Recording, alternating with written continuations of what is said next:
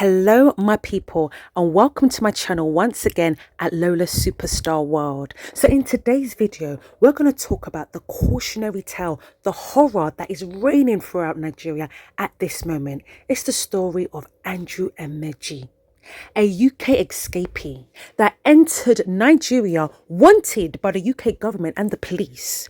Since he's been in Nigeria since 2021, he has been luring different women to his household, to his 6-bedroom rented apartment. And many of those girls, that was their last point or their point of no return. At the moment now, Celenia, a Nigerian sister, and Afiba, her bestie, her girl, who left Dubai, and her husband, only to come to Nigeria for a wedding. They were lured to Andrew's home. These are business women that conduct business on a high professional level. They were lured to Andrew's home. And at this moment today, a month later, nobody knows where they are. Guys, we're going to take a deep dive into what we think has happened, about the allegations, speculations that is circling the web, that is circling Nigeria, that is circling the UK and America. I feel for Abby's husband, who is still looking for her today, but we're going to dig deep and we're going to come down to the bottom of this and find out exactly what went on, or spread some light, or at least, if not, let's educate our sisters, let's educate our people and how to maneuver in this ever-changing world. Hello, it's me, Andrew, from that dating site. I just thought I'd send you this little message to introduce myself, so you know it's me and I'm real. Chakot, and I'm with this lovely girl called, what's your name? And we've had a bit of fun. We have had some good food, good conversation, and we're going down to the bar for some drinks. Andrew Amechi, before fleeing the UK, escaping to Nigeria, he was a prominent, successful businessman. Andrew had a multitude of housing contracts with different boroughs and councils in the UK. He was an electrical engineer and he had companies. One of his companies was called the Black Sheep Limited Company, where he also had contractors or people that worked underneath him that he paid very well to go to different houses within the UK and to supply or to improve the electrical works. So Andrew was doing great things. He'd risen up. Not only had he done well by himself, being an accomplished electrical engineer, but he also was able to set up companies and to have staff working under him, completing contracts for different housings, councils, different districts within the UK. So he was doing amazing. Everything all changed when he got charged and he went to prison for 2 years. There are multiple accounts as to why Andrew Amechi went to prison in the UK, but the story remains the same, that he was in prison for 2 years. One of the stories floating online as to why he went to prison was for gaping a lady, for violating a lady, SA. That's one of the main theories or speculations that is going around at the moment. Another speculation that is going around, well, it's not much of a speculation, according to one of Andrew's friends, Ben. Ben is Andrew's friend in the UK. He's a current influencer as well. I will speak about him a bit more later, even today, even this video or another one. But according to Ben, who has known Andrew for 10 years, still knows him, has been in contact with him all throughout this horrible situation of Celenia, Afiba and Andrew. Mr. Ben has stated in his interview with Daddy Freeze that Ben went to prison, that Andrew went to prison for 2 years for GBH, for grievous bodily harm, slapping a woman in the face. And that's what made him go to prison for 2 years. Either way, Andrew went to prison. Once he came out from being in prison, all of his contracts with the different housing departments, council departments that he was working with, all came to an end. And why did they all come to an end? They came to an end because Andrew and his company, or people employed under his company, were given a task to go into people's homes. And many of those people were vulnerable people, so they couldn't have someone who's just been in prison for 2 years having contracts to go into vulnerable people's homes. What more could he done? So he lost his company, he lost his contract. Andrew was literally finished. According to Ben, his friend, Andrew went into a serious mental decay and breakdown. He didn't know what to do. Even though Andrew is Nigerian, he's lived most of his life within the UK. And he's risen up the ranks within the UK, working and promoting and building his businesses. With his criminal record and a 2-year stint in prison, he couldn't go to any Western European country, nor could he go to America. So for Andrew, his only choice or his only option to him was to go back to Nigeria, a land where he was born in, only lived for 2 weeks, and maybe went on holiday every now and again. Nigeria was foreign to him, even though he was a Nigerian. These are the situations or circumstances that brought Andrew Amechi, a UK national, a UK builder and groomer, back to Nigeria to live and to find himself in the motherland. Andrew came back to Nigeria in 2021 and resided in Port Harcourt.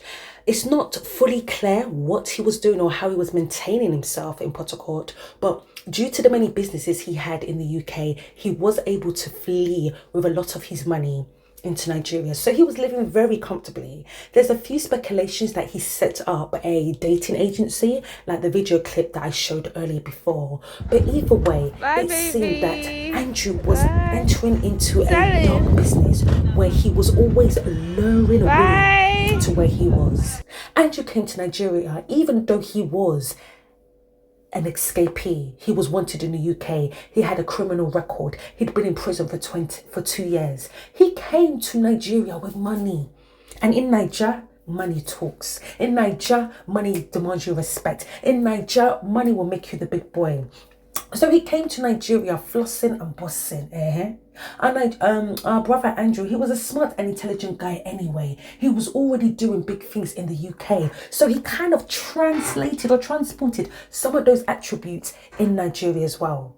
The same black sheep business that he had in the UK, he set up his office, or what appeared to be an office space, in his home in Nigeria too. And this is how he started luring women to where he was, luring women that needed money or that needed finances to participate in his, luxurious lifestyle. He will take them to the finest restaurants to eat the perfect look cuisines. He will go to the top restaurants, the top clubs. I mean, every babe, seeing a guy like this, most babes will flock to him with that accent that he had as well. It was easy picking for him. Bye, baby. Bye. Sally. Bye. Mama, Celine.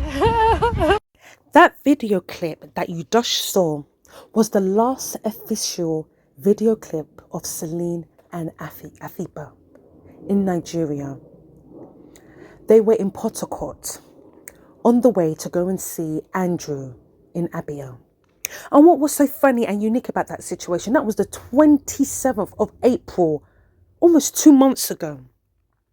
Afiba lived in Dubai with her white or Igbo husband. Afiba's husband treats her well. According to Afiba's husband, she lacks nothing.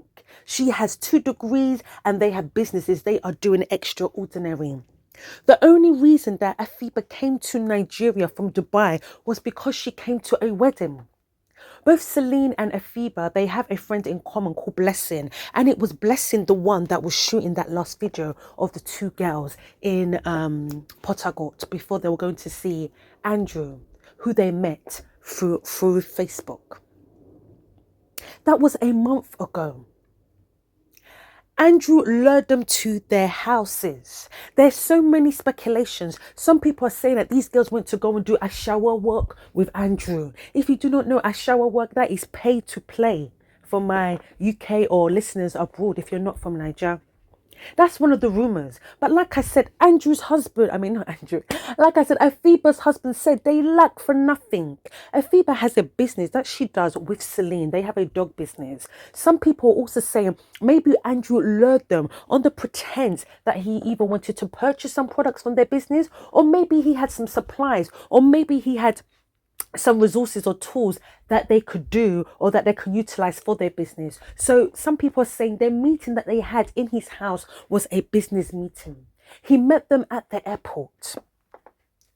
No, not at the airport. He met them at the hotel, Potakot Hotel. From the hotel, he never gave them his correct address. From the hotel, that's how he drove them to his address. So he paid for their travel. He put them in a nice hotel. They had food, they ate, they had a nice time. Then they made their way to his office/house. And from that last video, from the 27th of April to today we are in June. Today is the 12th of June. Nobody has seen our two sisters. That recording of Andrew's house was one of the last forms of communication from both Celine and Afiba once they met up with Andrew in Abia. He drove them to their house. What happened in their house, we do not know. We don't have the exact information. All we know, it's been 2 months later and they are still missing. But what we do know is that Celine and Afiba, they contacted their friend Blessing, the girl whose wedding that they came to Port Harcourt for. It was her wedding, then her wedding got postponed, so the wedding never took place. That's when Abia and Selena decided to take up Andrew's offer to go and meet him. We do not know if it was for a shower business or if it was for some contacts to do with their business. All we know, not long after the two girls meeting Andrew, they called their friend Blessing and said they've been kidnapped. They told Blessing, do not call back because he will hear them. She called back. That's how Andrew knew he had their phone, and that's how he seized their phone from them. Before that, the girls were able to take a video shot of his sitting room, or one of the rooms, with all of his shoes, as you saw in the last videos. These were one of the last few communications the girls had, but they were able to tell their friend Blessings, we have been kidnapped, contact the police. Since then, we have not heard from either girl. Since then, we do not know where they are.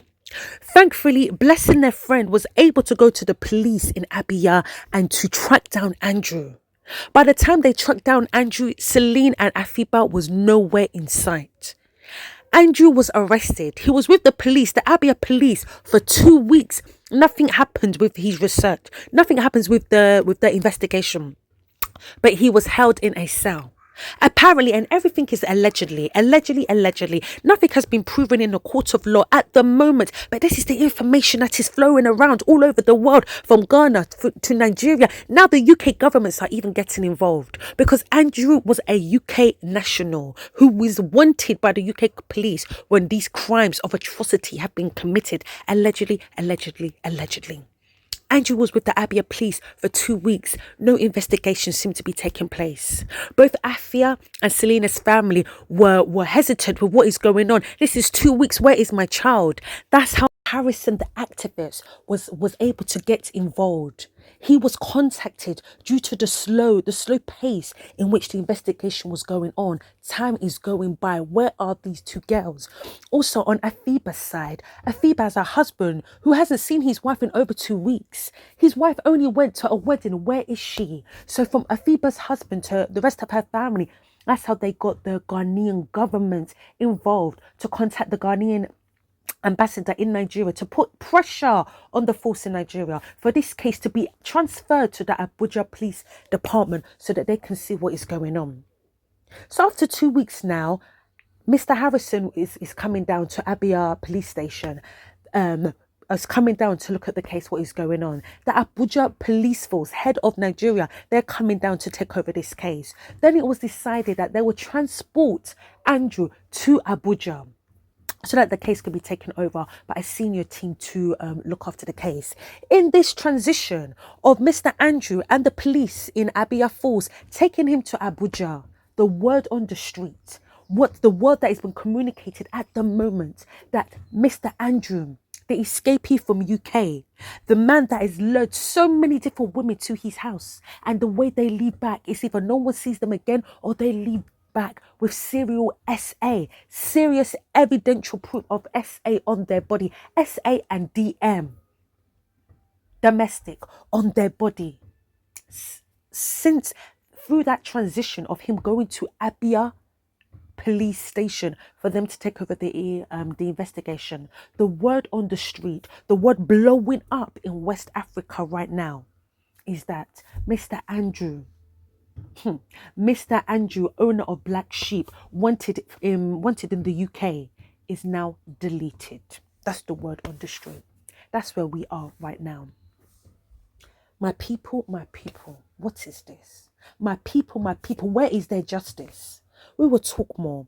Join me for the next video. We will talk more, and I'll let you know on the recent updates. This story is ever changing, ever moving, ever speeding up. Because right about now, to this day, are their sisters, Afiba and Celenia, where are they? Where are our sisters? Where are our beautiful queens that were lured? How do you go from going to a wedding to be in this situation? Our sisters that were tricked and lured to meet Mr. Andrew. And since then, it's been a point of no return.